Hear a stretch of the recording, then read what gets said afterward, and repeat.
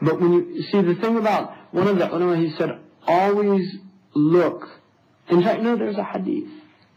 He said, the Prophet ﷺ said about dunya, that you should look at people who are less than you in dunya, because you'll always feel grateful.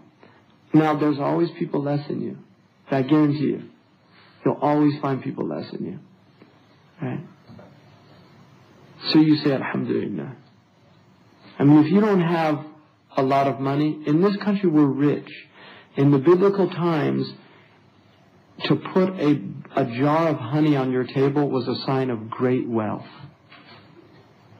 A jar of honey on your table was a sign of great wealth. Really. And now people, one man said to Ibn Umar, he said to him, you know, I'm a poor man.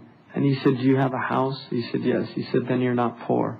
He said, do you have a wife? He said, yes. And he said, you're wealthy. And then he said, do you have a servant? He said, yes. Because in those days, like now, you know, in some countries, you don't have to be wealthy to have a servant.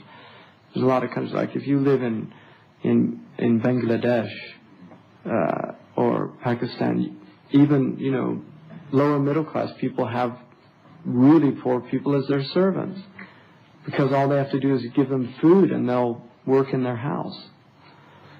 So he said, I even have a servant. He said, you're rich beyond, you know. So this is the thing. Here in America, the majority of people would be considered, in any previous time, they would be considered living in palaces. The idea of having running water. In this country in the 1930s, still about 70% of Americans did not have running water.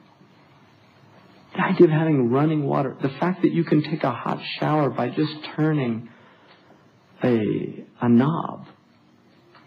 People don't even think about that. You know, in Mauritania, wallahi, where Marat al-Haj lives, there's 3 women, Ayesha, Afia, and I can't remember the third one. 3 women. Their job is to bring water every day. It takes them about 2 hours to go get the water. It takes them about an hour to fill it up. And it takes them 2 hours to come back.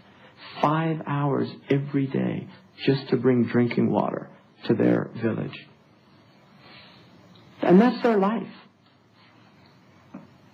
That's their life. They have to load the donkeys, right, with the khirba. When they drink water, wallahi, they say, Alhamdulillah. Alhamdulillah. Ni'mat al-ma. Ni'mat al-ma. Alhamdulillah. Their water it's brown. It's brown. Most of them have urinary problems because of the sediment in the water.